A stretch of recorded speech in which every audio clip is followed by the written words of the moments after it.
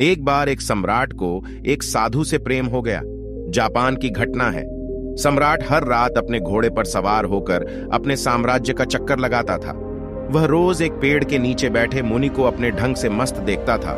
कभी नाचता तो कभी बांसुरी बजाता, कभी गीत गुनगुनाता तो कभी चुपचाप बैठा आकाश के तारों को निहारता। बादशाह जब भी उस रास्ते से गुजरता तो हर बार रुक जाता। वह अपनी छवि को देखने से खुद को रोक नहीं सका। वह एक पल के लिए वहां खड़ा हो सकता था और उसकी मस्ती देख सकता था और फिर अपने घोड़े पर चढ़कर चला जाता है। धीरे धीरे सम्राट को उस रश्य में इतनी दिलचस्पी हो गई कि पता नहीं कब समय बीत गया। वह दूर झाड़ी के पीछे खड़ा हो जाता और उस साधु की मस्ती देखता। और मजा ही कुछ ऐसा था कि वह खुद खुशी खुशी महल लौट आया। अब तो यह उसका रोज का काम हो गया। लेकिन एक दिन वह इतना भावुक हो गया कि जाकर साधु के चरणों में गिर पड़ा और बोला, महाराज, मैं आपको यहां नहीं रहने दूंगा इसके बाद। वर्षा ऋतु निकट है। यह एक वृक्ष है। वर्षा ऋतु में तुम इस वृक्ष के नीचे कैसे रहोगे? महल में आओ और मुझे आशीर्वाद दो कि मुझे सेवा का अवसर मिले। यह सुनकर साधु उठ खड़ा हुआ, अपना थैला उठाया और कहा, चलो चलते हैं। यह देखकर सम्राट बहुत हैरान हुआ। सम्राट कह रहा था कि चलो महल चलते हैं, लेकिन वह यह सुनकर खुश होता कि जब साधु कहता कि कौन सा महल हम खुश हैं, जहां हम हैं। हम डॉन महलों में नहीं जाते। हमने कपड़े, गहने, महल आदि छोड़ दिए हैं और आप हमें वहां ले जा रहे हैं। सम्राट के मन में यह अपेक्षा थी कि वह साधु से यह सब सुनेगा।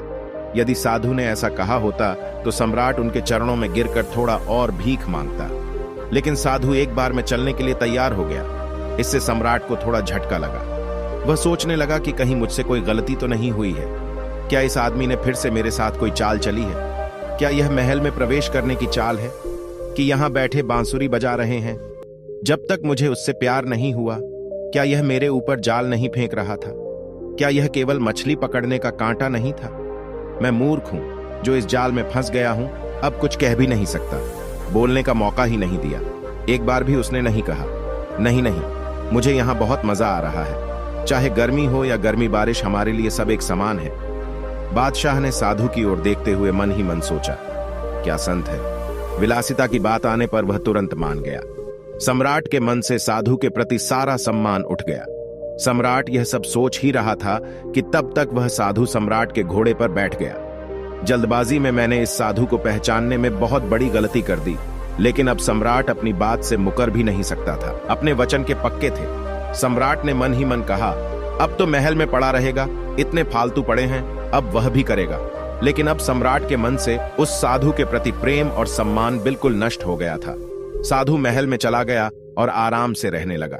लेकिन बादशाह की परेशानी दिन ब दिन बढ़ने लगी, क्योंकि वह सन्यासी बड़े मौज मस्ती में रहता था। सम्राट को सन्यासी से ईर्ष्या होने लगी। जब यह सन्यासी जंगल के वृक्ष के नीचे सुखी रहा करता था तो सम्राट के मन में उसके प्रति आदर पैदा हो गया। क्या गजब का त्यागी है, उसके पास कुछ भी नहीं, फिर भी इतना आनंदित साधु वृक्ष के नीचे बांसुरी बजाता था और महल में भी वह बांसुरी बजा रहा है। और फर्क सिर्फ इतना था कि यहां वे मखमली गद्दे पर बैठकर बांसुरी बजाते थे। यह सब देखकर सांप दौड़कर सम्राट की छाती तक पहुंच जाते हैं। मैं कैसा आदमी लाया हूं, क्या यह साधु है? बादशाह से भी ज्यादा ऐशो आराम से रहता था। बादशाह को भी कुछ चिंताएं थीं। आखिर उसके पास अपना परिवार, साम्राज्य, धन दौलत सब कुछ है। उसके पास 100 चिंताएं थीं, लेकिन उस सन्यासी को कोई चिंता नहीं है। वह बांसुरी बजाता है, नाचता है, गाता है, अच्छा खाता है, अच्छे कपड़े पहनता है। सम्राट ने किसी तरह उसे 6 महीने तक झेला, लेकिन बात सम्राट की बर्दाश्त के बाहर चली गई। तो एक दिन सम्राट साधु संत से बोला, मैं एक प्रश्न पूछना चाहता हूं। अब मुझमें और आप में क्या अंतर है? साधु ने कहा कि आप अंतर जानना चाहते हैं। सम्राट ने कहा, हाँ। ऋषि साधु ने कहा कि तुम महीनों तक व्यर्थ चिंता क्यों करते हो? जब मैं तुम्हारे घोड़े पर बैठा था तो तुम्हें यह प्रश्न पूछना चाहिए था, क्योंकि मैंने देखा था कि तुम्हारे मन में यह प्रश्न उस समय उठा था जब मैं तुम्हारे साथ थैला लेकर चल रहा था। उसी समय तुम्हारा चेहरा पड़ रहा था। यह प्रश्न तुम्हारे मन में था। उस समय तुम मूर्ख हो। तुमने 6 महीने तक अपना सीना क्यों बेवजह जलाया होगा? वहीं पूछते कि झोला रखकर मैं उस पेड़ के नीचे बैठ जाऊं। कैसी हिचकिचाहट और किस बात पर शर्म आती है। लेकिन मैं कब से इंतजार कर रहा हूं कि आप कब से पूछ रहे हैं। फिर कल सुबह मैं आपको अंतर बता दूंगा। लेकिन हाँ, मैं शहर के बाहर जाऊंगा और बताऊंगा कि अगली सुबह सम्राट जल्दी उठे। उन्हें यह जानने की उत्सुकता थी कि क्या अंतर है। फिर सम्राट ने सोचा, क्या फर्क पड़ सकता है? मुझे कुछ नहीं लगता। मैं जो खाना खाता हूं वो खाता है और मुझसे ज्यादा मांगता है। यह लाओ, वह लाओ। मैं जिस कमरे में रहता हूं उससे भी आलीशान कमरे में रहता हूं। 2-3 नौकरों से गुजारा कर लेता हूं और दिन भर 15-20 लगाए रखता है। इसकी जरूरतों का कोई अंत नहीं, मांगता चला जाता है। फैंसी कपड़े पहनता है, जो कोई भी उसे देखेगा वह समझ जाएगा कि यह मेरा मंत्री है। लगता है खुद इस महल का बादशाह है। कम से कम महल के बाकी लोग तो मुझसे डरते हैं, लेकिन इसकी आंखों में डर नाम की कोई चीज नहीं है। वह दिन भर बस अपनी मस्ती में बांसुरी बजाता रहता है, दिन भर अपनी मस्ती में। सम्राट सुबह सुबह साधु के कमरे में पहुंचे। वहां पहुंचकर उन्होंने जो देखा वह विस्मयकारी था कि साधु ने वही पुराने कपड़े पहने हुए थे जो उन्होंने इस्तेमाल किए थे। वृक्ष के नीचे बैठकर धारण करना एक हाथ में झोली और दूसरे में बांसुरी लिए तैयार खड़ी थी। बादशाह को देख साधु ने कहा, चलो साहब चलते हैं। इसके बाद वे दोनों महल से बाहर आ गए। चलते चलते शहर की नदी पार कर ली। कुछ देर बाद वे शहर से बहुत दूर आ गए। सम्राट ने पूछा कि और कितना चलना है। साधु ने कहा कि सुबह से दोपहर तक चलने में थोड़ा समय और है। तो सम्राट ने कहा, अब और नहीं, बस कहो आप जो कहना चाहते हैं। साधु ने कहा, मैं आगे चलता हूं, तुम मेरे साथ चलो या नहीं।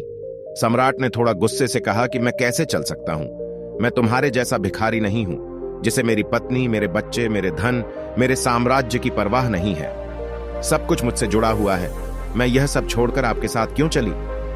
सम्राट की यह बात सुनकर सन्यासी जोर से हंस पड़ा और बोला, तुम में और मुझ में बस इतना ही फर्क है कि मैं कहीं भी जा सकता हूं, तुम नहीं जा सकते।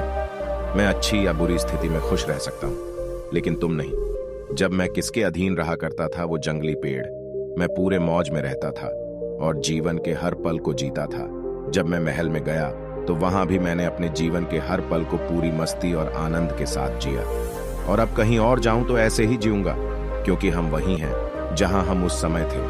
हमारा तन और मन हमेशा साथ रहता है। हम न तो अपने अतीत के बारे में सोचकर पछताते हैं और न ही कल की चिंता में अपना आज बर्बाद करते हैं। हम सिर्फ उसी में जीते हैं आज, क्योंकि हम समझ चुके हैं कि जीवन आज में है, अभी, और इस क्षण को जीने में बस यही फर्क है तुम में और मुझ में। आप परिस्थितियों को चलाते हैं और हम परिस्थितियों को चलाते हैं। आप खुश हैं या दुखी, यह आपके जीवन की घटनाओं पर निर्भर करता है।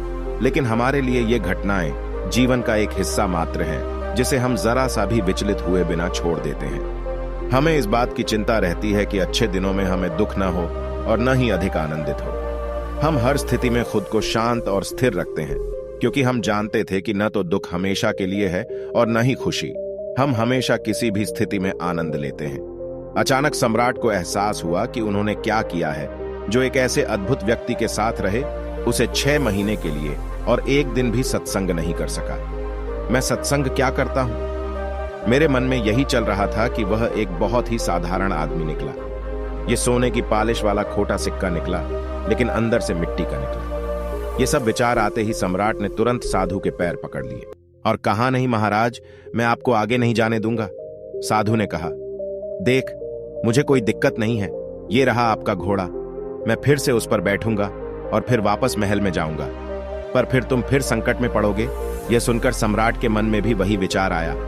ओह, उसने इसे फिर से आसानी से स्वीकार कर लिया। साधु ने कुछ देर तक सम्राट की आंखों में गौर से देखा और कहा, लेकिन नहीं, मैं अब वापस नहीं आ रहा हूं, क्योंकि फिर से तुम नहीं सुधरोगे। तुम फिर से मुसीबत में पड़ोगे और तुम फिर से मुझसे ईर्ष्या करोगे और दिन रात परेशान रहोगे। हमारा क्या है? हम साधु हैं। हमारे लिए महल और जंगल सब एक जैसे हैं। हमें कोई दिक्कत नहीं है, क्योंकि जिसको तकलीफ है वो साधु नहीं मेरी बांसुरी जंगल में बजाएगी जैसे महल में रहती थी, और खेलता रहेगा। ये कहकर ऋषि वहां से चले जाते हैं और सम्राट वहीं खड़ा साधु को जाता देख रहा था। मित्रों, इस कहानी से हमें 2 बातें सीखने को मिलती हैं। सबसे पहले, इंसान किसी भी चीज की तब तक इज्जत करता है जब तक कि उसके पास वह ना हो। फिर जब आप उस शख्स के पास वापस आ जाते हैं तो इंसान उसे इज्जत देना बंद कर देता है, और तब उसे अपनी गलती का एहसास तब होता है जब वह वस्तु या व्यक्ति उसके जीवन से चला जाता है। जैसे वह साधु उस सम्राट को बहुत त्यागी और महान लगता था जब तक वह जंगल में रहता था। जब तक वह सम्राट के साथ महल में जाता था, सम्राट ने उसका तिरस्कार किया और कोशिश की। लेकिन जब वही अरश्य सम्राट से दूर हो गए तो सम्राट ने उन्हें उपयोगी पाया। इसलिए किसी भी व्यक्ति को बहुत सोच समझकर अपना बना लो, और जब तुम अपने हो जाओ तो उसे अस्वीकार मत करना। पाठ 2। परिस्थिति कैसी भी हो, हमेशा खुश रहो। जैसे एक सन्यासी जंगल में भी उतने ही आनंद से रहता था जितने आनंद से वह महल में रहता था। जीवन जीने का सही तरीका है सुख और दुख के लिए समान शब्द होना। श्रीमद् भागवत गीता में भी यही बात कही गई है और यही बात गौतम बुद्ध ने अपने उद्देश्यों में कही है। जो बीत गया उसके लिए पछताओ मत, भविष्य की चिंता मत करो, बस वर्तमान क्षण को पूरी जागरूकता और खुशी के साथ जियो, फिर तुम्हारा जीवन सुख और शांति से भर जाएगा। दोस्तों, मैं आशा है कि आपको यह कहानी पसंद आई होगी।